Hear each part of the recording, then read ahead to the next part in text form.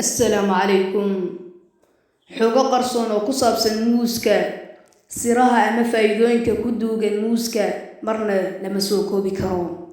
Aan ka soo qaadana 10 sir oo ku duugan muuska.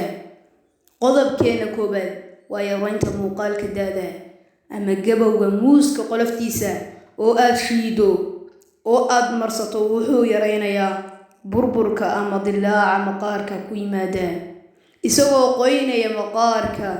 qodobka labaad qolofka muuska waxa ku jira maadada loo yaqaan potassium oo jidhka ka dhigta ama maqaarka dhalaalisa maqaarka oo cadaysa.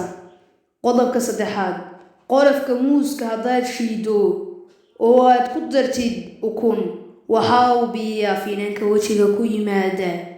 qodobka afaraad daraasad lagu sameeyay diirka muuska ayaa la sheegay in potassium ku jirto muuska oo la tacaalo ama ilaaliyo heerka dhiig karka. qodobka shanaad muusku wuxuu ku jiraa lectures taasoo si weyn ula xidhiidha hoos u dhigta kansarka lectinka geedaha loo og yahay inuu ku dhex milmo dhiigga unugyada taasoo la tacaalaysa kansarka. qodobka lixaad hoos u dhigga welwelka muusku midho weyn oo laga helo amino acid tryptophan taasoo ku dhex siidaysa jawi degan madaxa. qodobka toddobaad muusku waa daawada calool istaaga muuska oo aan cunistiisa joogtaysa waxa uu bixinayaa calool istaaga.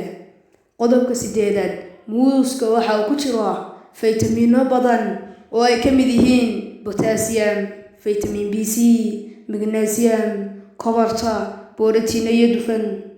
qodobka sagaalaad muuska oo aan caadi u bislaana waxa uu ku jira pectin maado kale oo loo yaqaan phosphatidylester. qodobkeena ugu dambeeya oo ah kan tobnaad muusku wuxuu aad ugu fiican yahay